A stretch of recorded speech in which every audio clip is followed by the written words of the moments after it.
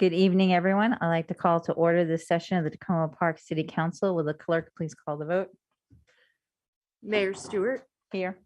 Councilmember Kovar, Here. Councilmember Dabala, Present. Councilmember Costick. We're having some technical problems there. Councilmember Siemens, Present. Councilmember Smith, Here. Councilmember Searcy. Here. Great. Thank you, everyone. I wanted to start off our meeting this evening and take a moment to send our condolences and sympathies to the community in Buffalo that experienced the massacre at the Tops grocery store. We know how dangerous white supremacy and hatred is, and the targeting of this Black community. And this is a community that fought hard for that grocery store, had already been the victims of redlining and other structural injustices.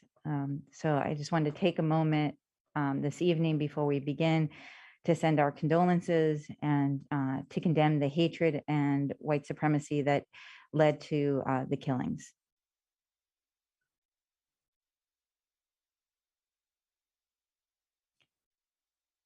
Thank you. Looking at our agenda moving forward, next week is May 25th. We will be marking Foster Parent Awareness Month, which is in the month of May. Our voting sessions next week will be a resolution regarding the report of the Sustainable Banking and Investments Task Force, single reading ordinance authorizing a contract for architectural services for the community center renovation project. And tentatively, it's almost done, a resolution to approve the letter to the Maryland Healthcare Commission expressing support for Adventist Healthcare's request for modification of certificate of need for the White Oak Medical Center. Our work sessions next week will be two procurement items. One is a procurement presentation on auditing services and preparation of the annual comprehensive financial report, and the other is on closed captioning and other city TV equipment. Then on Wednesday, June 1st, we will have a proclamation for National Gun Violence Awareness Day, which is June 3rd. Don't forget to wear orange on that day. And a proclamation of Chesapeake Bay Awareness Week, which is June 4th to the 12th. We will have extended public comments to allow Friends of Native Trees in Tacoma Park to speak about some projects they've been working on and give a presentation on that. Then we have a presentation by our Grants Review Committee for the FY23 Community Quality of Life Grant Award recommendations. Our voting session on June 1st will consist of a single reading ordinance awarding a contract for closed captioning and other city TV equipment, and a single reading ordinance approving award of a contract for auditing services in preparation of the annual comprehensive financial report. Then on Wednesday, June 8th, our voting session will be a single reading ordinance awarding our FY23 Community Quality of Life grants. And our work session will be a post-2022 legislative wrap-up, talking about 2023 legislative priorities and MML legislative action requests. And that will take us to mid-June. Next, we have a proclamation. May is Asian American Pacific Islander Heritage Month, and I will read the proclamation.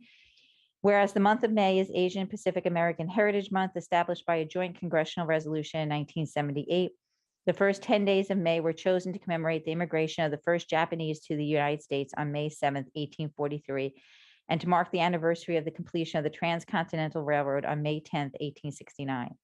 And whereas in 1992, Congress expanded the observance to a month-long celebration now known as Asian American Pacific Islander Heritage Month. And whereas an estimated 475,000 Asian American Pacific Islanders reside in Maryland and 182,245 reside in Montgomery County.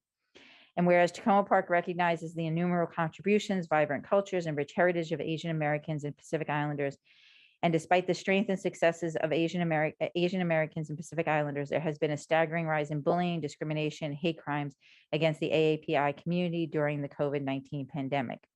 And during this month, our community recommits to promoting equity, and standing up against discrimination and hatred, and to ensuring that our city is a welcoming and inclusive place for all. Now, therefore, I, Kate Stewart, Mayor of the City of Tacoma Park, Maryland, do hereby proclaim May 22nd as Asian American and Pacific Island Heritage Month in Tacoma Park. Next up, we will have a Youth Council update from Faith Smith. Is Faith with us?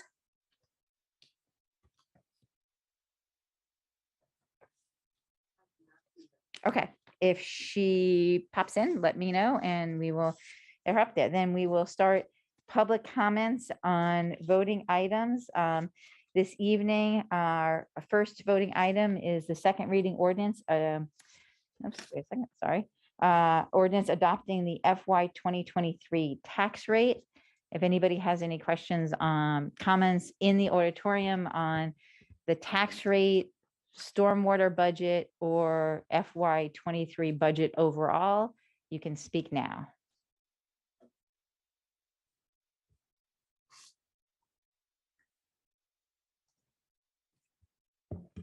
Good evening, Mary Jane Michui, Ward 2.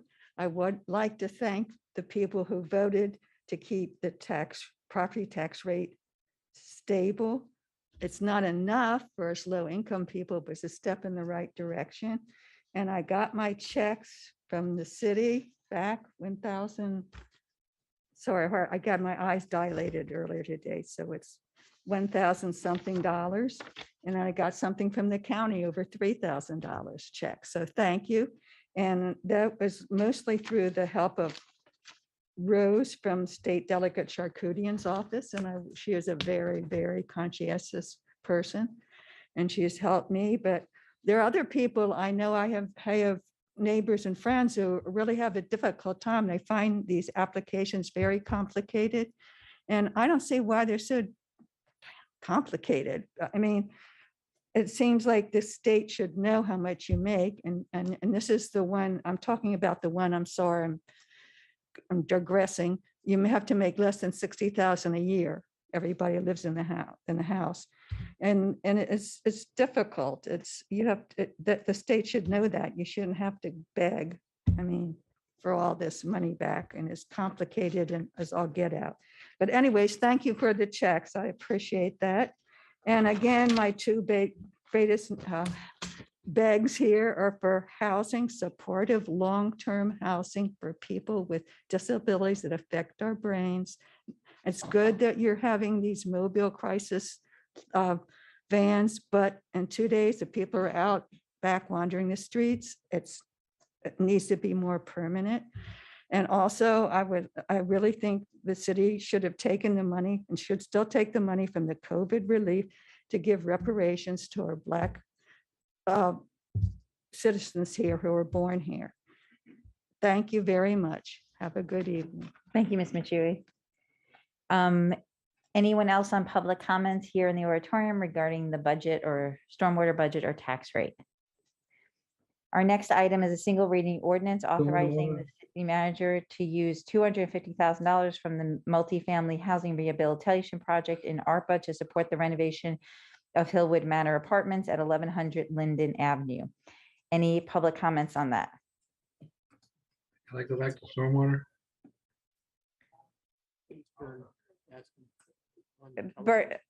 Bern, I do comments in the auditorium first, and then I turn towards online comments. I'll call on you when it's your Okay. turn. Yeah, it's about stormwater. Thank you. Okay. All right. Next, the next voting item is a resolution approving the closure of Ann Street for the summer Mercado. Seeing no comments on that, are there any general public comments in the auditorium? Seeing none, then we will turn to public comments online. I think all the public comments were general comments. Is that correct? Yes, for me. First, I have Mr. Hessel is first. Thank you. My name is Mark Hessel. I'm an attorney. I have an office in Kensington. I don't live in Tacoma Park, but my association with the city goes way back. In the 1980s, I was assistant corporation counsel for the city when Sue Silver first became city attorney.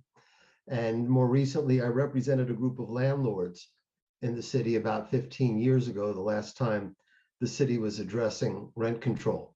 The reason I'm trying to take a few minutes of your time this evening is to address a systemic problem with rent control that's adversely affecting at least one of your landlords.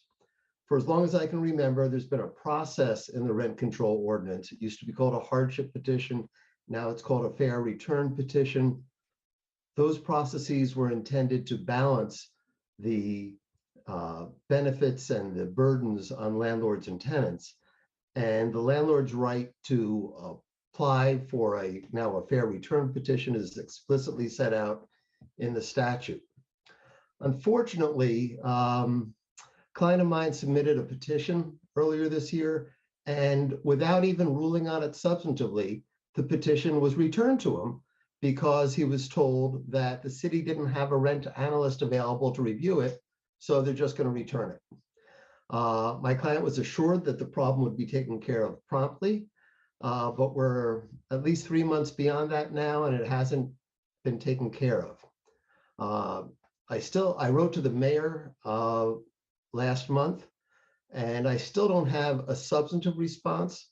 Just last week, I was told that the city employees who were looking into the issue are no longer with the city, and that the acting director of the Department of Housing and Community Affairs, which I believe is David Eubanks, is, quote, looking into an interim solution. But still, my client can't even apply for what is his right. I don't know how long the situation's been going on, whether there hasn't been a rent analyst perhaps just since December, or maybe it goes back well into last year or earlier. I don't know. But without an effective right for landlords to request an adjustment to their rent, the balance of the entire rent stabilization law is in legal jeopardy. I suspect I could easily bring together some landlords to file suit against the city and ask the judge to strike the entire rent stabilization law on these grounds. The good news is I don't work that way. I'm not that sort of attorney. I don't go looking for trouble. And that's why I'm here tonight, to make sure that you all are fully aware of this problem. The problem can be resolved quickly if Tacoma Park will engage a rent analyst immediately. If you take away landlords' rights to file petitions by not hiring anyone to review them, you threaten the entire system. I urge the city to take care of this problem before the end of the month, so my client and others can proceed and we won't have to get into any litigation. If you have any questions, I'd be happy to answer them now or later. Thank you, Ms. Heisler. Thank you very much for coming. And I think the city attorney can address this either later today or another time for the city council. I appreciate your patience as we work through this. Who do we have up next for public comments? Thank you. Mr. Dreyer, you're up next. Thank you. So I'm Bob Dreyer. I'm a resident of Ward 3, and I'm speaking tonight on behalf of Community Vision for Tacoma. We understand you're meeting with the city's attorney after this meeting to discuss the Tacoma Junction project. He will likely advise you about many legal issues, but the one that should be central in your minds is how to terminate the development agreement and lease with NDC. It's long past time to end this failed partnership.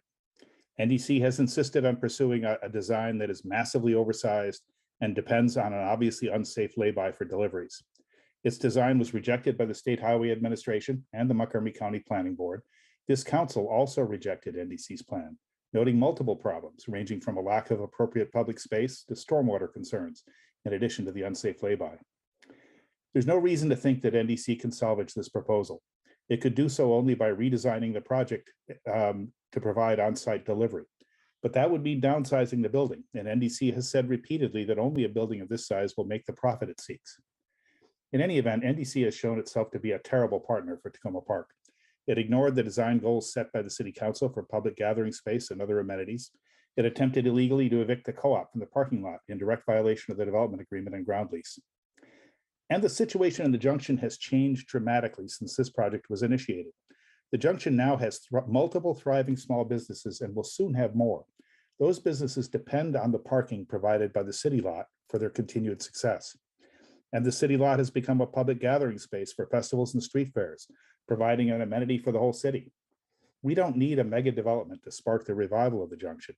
In fact, it would stifle our existing small businesses by displacing the parking that they need. So the question you should be preparing to answer in your meeting with the city's lawyer tonight is, I think, how do we bring this long failed project to an end? Fortunately, the city has clear legal rights to terminate this project. NDC obviously failed to win the necessary approvals for the project by the SHA and the planning board within the timeframe specified by the project schedule, even as extended by the former city staff.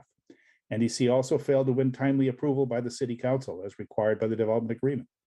Finally, NDC failed to secure a primary tenant for the project, a key responsibility under the development agreement.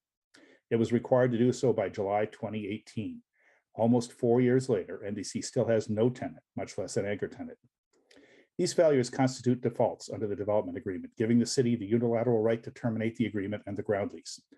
Moreover, the failures to meet deadlines under the construction schedule triggered the release of the construction performance bond of the city, partially compensating the city for the delay and disruption caused by NDC's stubborn insistence on an unworkable design. So the city has all the legal grounds it needs to end this project without further delay. I urge you to do exactly that. Our community in the junction needs to be able to move forward to build a bright future without the cloud of uncertainty posed by this failed and inappropriate project. Thank you. Thank you. Next is Mr. Kelly. Good evening, Mayor, Council, staff, city staff, Jesse Carpenter, thank you. My name is Brian Kelly. I am a resident of Ward 3, and breaking news. CVT is in favor of developing the junction parking lot. What we would like to see is a permeable paver plaza with stormwater management underneath the surface. We don't even know what's under that surface, really. It's an old dump. So we've got to be careful there. And solar panels covering the sidewalk, creating shade, and solar panels and trees shading the cars for all the businesses. The new restaurant, Sila Rojo, is opening up. And all the businesses, as just was mentioned by Bob Dreyer, things are going very well, and the co-op's doing well. They need their loading space. Their loading space is safe. We can turn that plaza into a multi-use space. We can have all the stormwater from the buildings on either side be managed through that parking lot underneath there in an underground basin, and then released slowly into the trees and a reforestation of that hillside. Everybody's seen how many big trees are going away, and we need to get a handle on our climate change policy and get real. And the city has failed in several projects which I was involved with. And the failure comes from not hiring ombudsman, an agent for the city. You don't hire your own architect when you're going to have an architectural project. That's not how it's done outside. That's how it's done outside of the city. You need a landscape architect and you need peer review engineers. This is money wisely spent. And we spend money on outside consultants, but we don't spend money on inside consultants. Well, this city, if you look at economics, and people have written about this, about reinvesting in your own citizens and hiring your own citizens creates wealth. We could have a city cooperative bank. You know, we could have a lot of things that reinvest in our community. And I do hope that you make that library project go away to the other end of the street on a college campus and have housing that goes with it, because it's going in a floodplain, and the architects you hired didn't even know what LEED Gold was, much less about sites, which most of you probably don't know, but that's the landscape architect equivalent of LEED. So I would like you all to be much more careful with our money. You did not reduce our taxes by keeping the constant yield rate at zero. You failed to recognize our assessments went up, and that our taxes therefore go up based on that. So there's a lot there to think about, but I hope you will. Thank you very much. Thank you. Do we have Mr. Hubner? Am I on? Yes. Thank you. You're here. Good evening, Paul Hubner, Ward 3. Like many residents, I've eagerly awaited the opportunity to weigh in on the final dismissal of NDC. I wonder why you haven't done it already, given the litany of very good reasons, such as the enormous out-of-scale size, the elimination of any affordable housing, The fact that they never acquired any anchor tenant in spite of all the council members' promises. Their planned encroachment onto a state highway to sidestep loading and trash removal requirements. Their need for so many other variances to the building code on safety requirements, stormwater regulations, and eliminating so many trees. The multiple rejections by county and state agencies. Their proposed variance for insufficient parking for their own building, much less for the other businesses.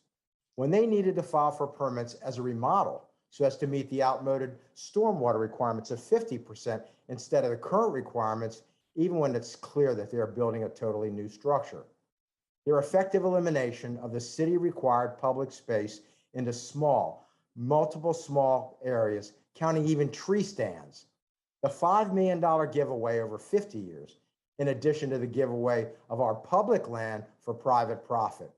When it became so clear that they would never build what the council and residents wanted, because it was always their goal to maximize profit, regardless of contracts and agreements with residents and/or the council. This proposed developer has been repeatedly rejected by multiple organizations and government agencies, from historic preservation to state highway, and most importantly, by the majority of the residents. This developer alone has literally split the city. You have continually said you needed the expert evaluations of professionals, and now you have more than enough.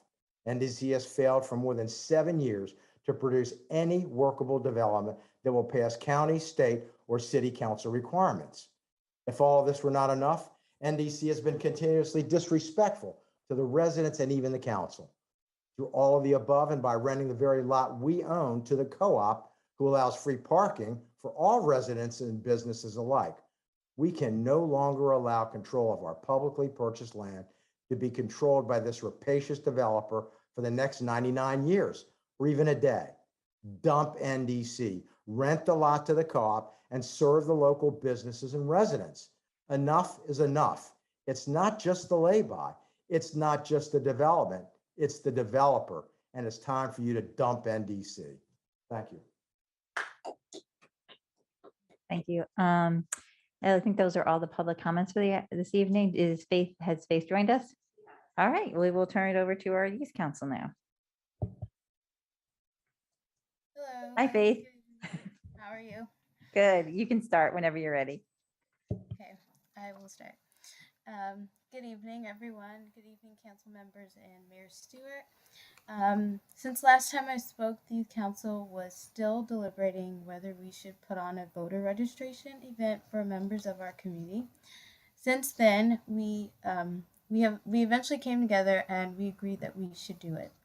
Our advisor, Ms. Haven Road, who is a member who works with the rec center, gave us advice on how to organize an event for our community by directing us to reach out to the rec center director, and she helped us come up with a place to host the event, which we will be doing this Saturday, May 21st. We also decided to have shirts for all youth council members who will be volunteering that day, and tables, chairs, and games for kids of the parents who may stop by and register to vote if not already registered. But the main goal or objective that we have is to bring more awareness to youth, specifically those of age to vote in city elections and possibly state and national elections. We realize that this is very important, as voting is a powerful tool that youth can use to make their voice heard and a way to influence our leaders and politicians. We are also continuously working on trying to directly help those most in need in our community, specifically youth most in need in our community, by previously initiating a coat drive earlier this year, which was successful. And we hope to do more outside our duties as youth council members. And we also want to thank all of you all for your continued support. Thank you and have a good evening. Thank you very much, Faith, and please let everyone else on the youth council extend our thanks to them as well, and hope to see you this weekend. We'll All do so. right. Thank you. Thanks. We will now move to council comments. Anyone on council have comments this evening? Councilmember Siemens first. Thank you, Mayor. And this is just a request for the city manager. I found out on my way to the council meeting this evening that a Ward 4 resident, a longtime Ward 4 resident, has been given notice that he's being evicted on this Sunday. I don't know how long ago he received that notice, but he's a gentleman who has some special needs. And I would ask the city manager if we could have the housing director look into the situation and see if there's some relief we can give to that. It seems to me that because he does have subsidized subsidy to help him with his rent payments, I don't think that's the issue. And I think maybe we could negotiate with the management company to see if we couldn't help to resolve the issues so that he could stay there, because he will be, it'll be a terrible hardship on him. And so be glad to work with the housing director any way I can. Thank you. Thank you, Councilmember Smith. I want to let residents know March 24th, 7:30 p.m. I am hosting a Ward 5 meeting. It is on Zoom. If you'd like to participate, even though you don't live in Ward 5, that is fine. One thing that we will be discussing is the minor master plan that is being developed by the county.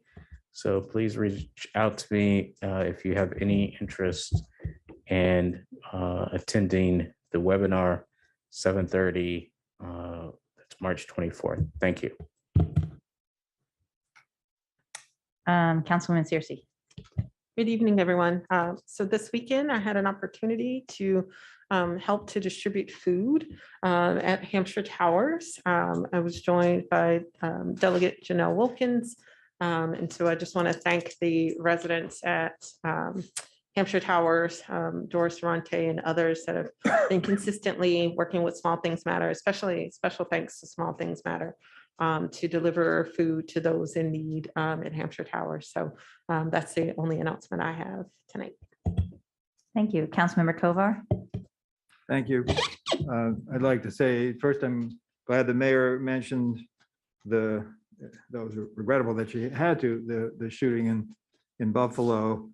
And it's really a horrible situation, obviously, but there is a horrible for the families and the community, but there's also this national political component to it, which is that a lot of conservatives, they complain about critical race theory, claiming, I don't know, it's really taught very many places, but claiming that nothing along those lines should be looked into because they argue there's no structural racism in our society, but then they also give credence to or look the other way at this concept of the general replacement theory. So you've got the CRT, which is their phony fear that they raise, and then they come up with this equally phony concept of GRT that they refuse to condemn. And so I think that obviously contributed in part to the awful tragedy in Buffalo. And I think it's incumbent on all of us to speak out against that and to not only speak out, but to urge television stations and others that continue to spout that type of nonsense to stop doing it. So I just wanted to make that comment. One other thing unrelated to that, I filled in today for Councilmember Costick, who was unavailable at the COG meeting by the Transportation Planning Board. And at that meeting, they were working on greenhouse gas reduction goals and strategies specifically for the transportation sector in our region. And they'll be voting on that next month. But this week, the idea, or this month, the idea was to adopt or agree on various strategies that we'd like to have ready to be voted on next month. And there were a series of 7 strategies, including increasing the use of electric vehicles, expanding public transportation and so on that were agreed to. And then there were a second set of proposals that were going to be explored further. And so overall, the big question was what percent in reduction of greenhouse gases should be sought by the year 2030. And I was among those who pushed for a 50% reduction if we could. A number of jurisdictions only wanted to go with 29%, which is tied to the various proposals that were being developed. One thing I did suggest, and the staff is going to do this, is to, when they calculate the cost of these projects, which is what discourages some jurisdictions, to also calculate the cost of not doing anything. And I think that's often missing from climate change discussion. So Casey Kostick will have more to say about that next month when the actual votes occur. Thank you. Thank you. Thank you, Councilmember Kovar. Councilman DeBala.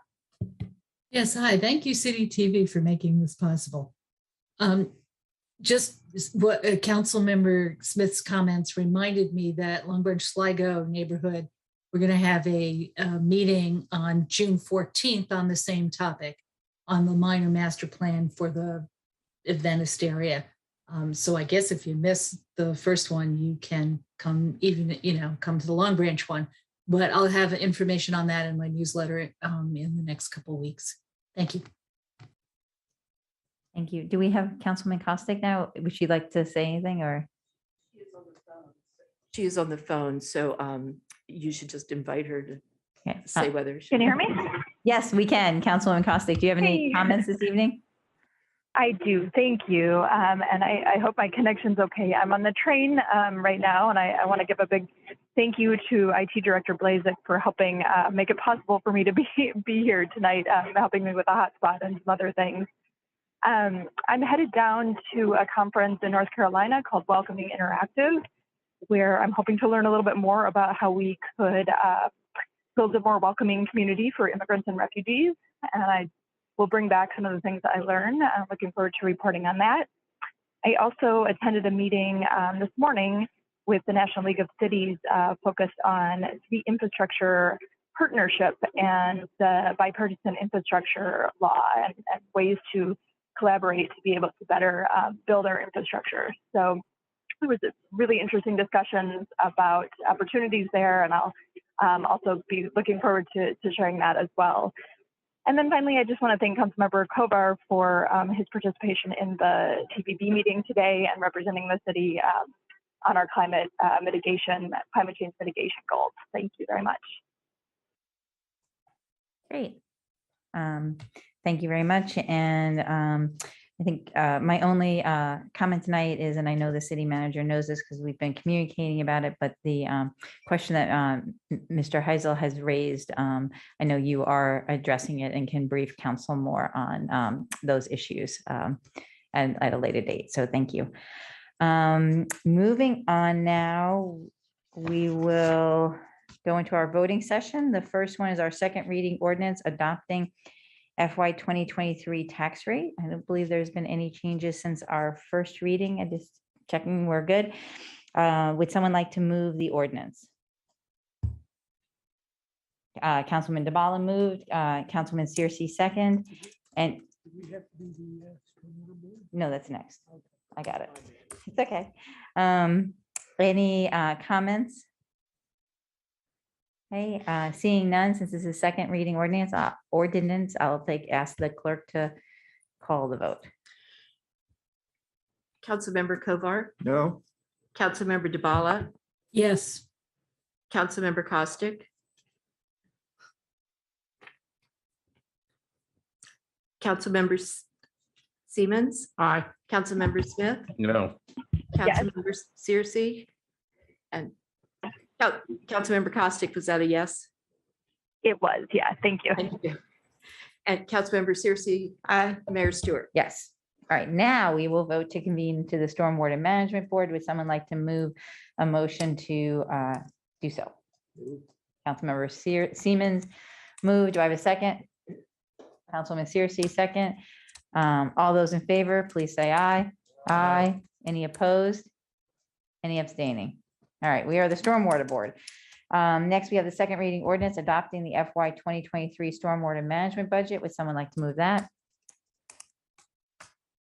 Councilman Searcy, do I have a second? Councilmember Siemens. I don't believe this changed either since first reading. So any comments? Questions? I will ask the clerk to call the vote. Councilmember Kovar, Aye. Councilmember DeBala, Yes. Councilmember Costick,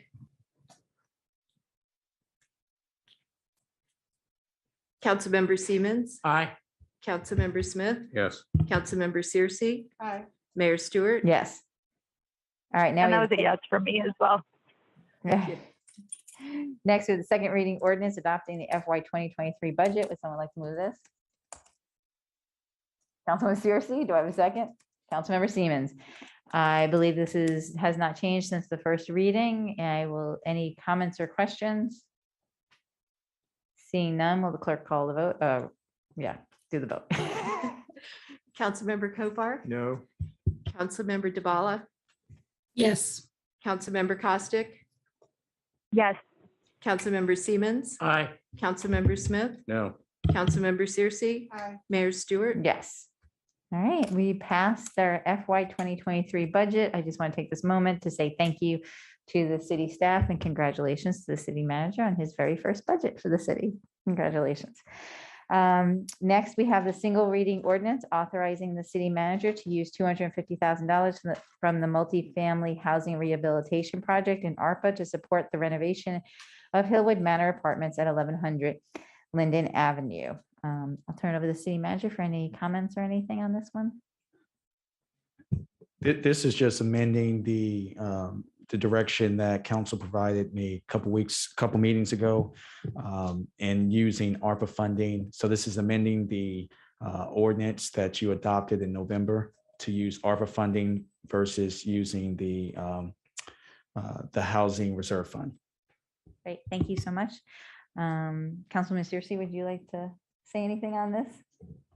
Let's get it done. Okay. I don't know if you all have been will- over there and Right. had a chance to see some of the construction that's happening, but things are moving forward and it's exciting to see the level of work that's going into this project. Great, so I will take that as a motion to move the single reading ordinance. Do I have a second? Councilman DeBala, second. Any other questions or comments? Councilman DeBala? Yes, I would just like the city manager to clarify, in case anybody has any questions, that the ARPA money that we set aside for multifamily building rehabilitation is in fact can be used for this month, for this purpose. It says it in the sheet, in the agenda sheet, but I just would like to have it on the record during the meeting. Thank you. That was a question. Yeah, yes, that is correct. So the 250 is going to come out of the $1 million out of the multifamily. Great, I see no other questions. I will ask the clerk to call the vote on this because it's a single reading ordinance. Councilmember Kovar, Aye. Councilmember DeBala, Yes. Councilmember Costick, Yes. Councilmember Siemens, Aye. Councilmember Smith, Yes. Councilmember Searcy, Aye. Mayor Stewart. Yes. Terrific. Our last voting item tonight is a resolution approving the closure of Ann Street for the summer mercado. Does the city manager have anything on this one? No, I will. Councilwoman Searcy, did you want to speak to it? Yes, please come out. It's a fantastic event. And we have a lot of fun. There's a lot of awesome musicians that come out and wonderful food. So it's a great opportunity again to activate the Langley Park Crossroads area through Ann Street and kind of bring a sense of community to a pretty commercial space with a lack of public space. So we appreciate every opportunity that the city has to support these types of efforts in the Crossroads area. Thank you. I will also take that as a motion for the resolution. And do I have a second? Councilman DeBala, second. So I'll just have the clerk call the vote since we have so many remote folks. Councilmember Kovar, Aye. Councilmember DeBala, Yes. Councilmember Costick, Yes. Councilmember Siemens, Aye. Councilmember Smith, Yes. Councilmember Searcy. Aye. Mayor Stewart. Thank you. That's our voting session now, and we come to the end of our public agenda, and now we're going to vote to convene in closed session. The city council will vote to convene in closed session this evening to consult with council to receive legal advice related to Neighborhood Development Company in Tacoma Junction. The meeting will be closed pursuant to annotated Code of Maryland General Provisions, Article 3-305. Yes, 05. B7. When the closed session ends, the city council will not reconvene in open session. Would someone like to move a motion to go into closed session? Councilmember Siemens, do I have a second? Councilwoman Searcy. All those in favor of going into closed session, please say aye. Aye. Any opposed? Any abstaining? All right, we are now moving into our closed session. Thank you, everyone, for joining this evening. We'll be back for our public meeting next Wednesday, same time, 7:30. Thank you.